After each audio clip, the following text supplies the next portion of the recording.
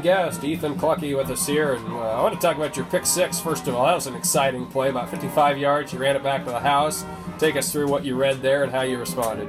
Yeah, they definitely kept on going to that screen later in the game, and we were just late picking it up as linebackers. We were expected to get blocked on that, but I was able to read it early. The lineman was able to see me to pick me up, and I got through it, read it perfectly, and then just was right in front of the running back to catch the ball, and then there was no one in front of there, just green grass, so I just took it to the house.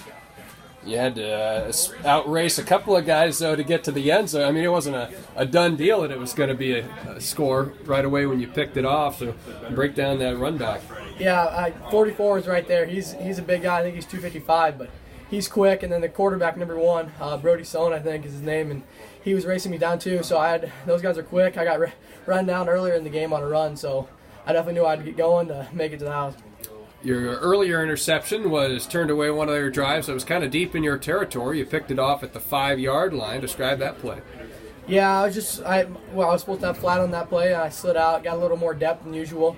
And then the quarterback tossed it up, kind of maybe an ill-advised throw, but I was able to take a read on it, and Jackson Jensen was right behind me. He joked about the rest of the game that I kind of took his interception, but I mean, it was definitely right there, and it was maybe a game changer in my opinion. Yeah, you had your hands on a couple of balls before that. Were you just kind of waiting for your opportunity to secure one?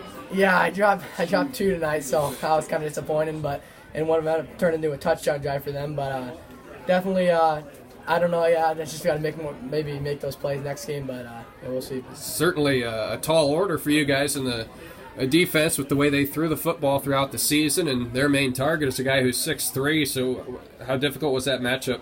Yeah, they were tough covering because their quarterback was able to move around, get around in the pocket, since we only brought 2 linemen some of the games, so they were able to move around, and 13's good. He was able to, maybe his route, he wouldn't get it, and then he'd find ways to run around, maybe like backyard football if you can think of it, and we're shorter than maybe most teams. We don't really have a tall defender out there in the secondaries, and he was able to go up and get a few balls, but once we were able to shut that down a couple times, we kind of got him back where we needed them, and that's why the score turned out the way it did.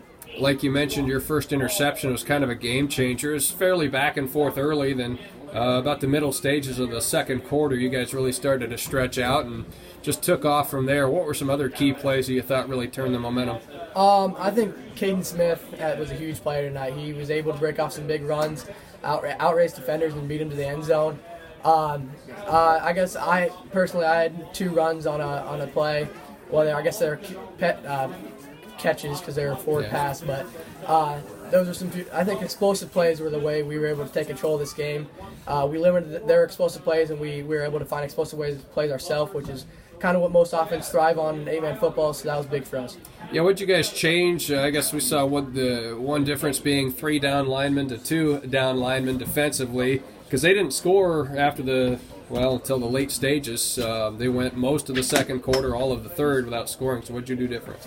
Yeah, well, we had a game plan at the beginning of the game that if we were able to get enough pressure with 3 linemen, then we were able to pull back to 2. We knew we needed maybe a little bit more help on the secondary because they were going to start throwing the ball because that's what they're best at. And our linemen did a great job tonight. They were able to get pressure with just 2 and force them out of the pocket and make the linebackers come up and make plays and contain the quarterback and make him make throws that he just threw it up to other secondary players. This team missed the postseason last year, which was rare territory for Audubon football. I think it was 6 straight playoff appearances up until last season. So how good does it feel to be back in this season and moving on? Yeah, that was definitely a devastating loss last year to end our season with Cam Week 9.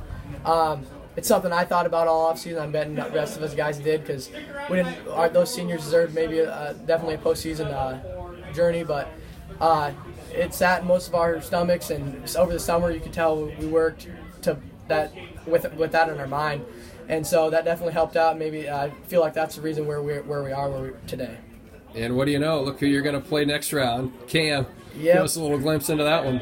Yeah, they're good. They're tough. 19-16 win last time we played in Week 9, and they're well coached. They got athletes on field at all times. They're explosive. It's going to be a tough game, but I trust my guys more than anybody, and we're ready to bring it to anybody in state. Were there nerves coming to this game, being a playoff contest? Personally, and I'm talking with the rest of the guys, nerves kind of aren't much of a thing on this team more because it's week in, week out playing tough teams. Cam week 9, Coon, Fremont. If you let the nerves get to you, that's when you make mistakes. And once there's a little butterflies in the stomach before the games, but once you get to the field, you can tell everybody's focused. We're ready to go. We're hungry, and that's the most important. So what do you think it's going to be like next Friday night to play for a trip to the Dome? That's gonna be fun. I think all of us are ready for it since no one has played in a game besides maybe one person that has had the opportunity to go to the Dome, and we're all ready for it. We've been thinking about it all season, and we're ready to go. Coach Burks told us this week the film session got a little bit longer. You know, you guys have been focused, but that maybe even ratchets up a little bit more in the postseason. What's it like, the preparation you've got to put in to be able to play like this on a Friday? Yeah, our coaching staff is awesome. They make sure we know what's coming at us every single time. Burks puts a lot of time in over this weekend to find plays and formations and draw them out for us, make sure we know what we're doing, drawing up coverages. And, yeah, it's definitely going to get longer and longer as the season progresses because that's one of the most important things is if you're going to know what they're going to run before they run it, it's a big step. And definitely that's something that our coaching staff helps all of us players out with is the mental side of it. And I think that as a team, we're mentally checked in there and know what's going on, and that's one thing that gives us an advantage in games.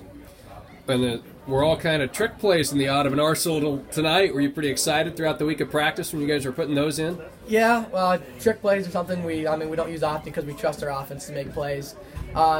Sometimes postseason you just got to throw them out there, get a little touchdown to give you more confidence, stuff like that. And it was right time, right place, and the plays were made. So that was definitely helpful tonight. And yeah.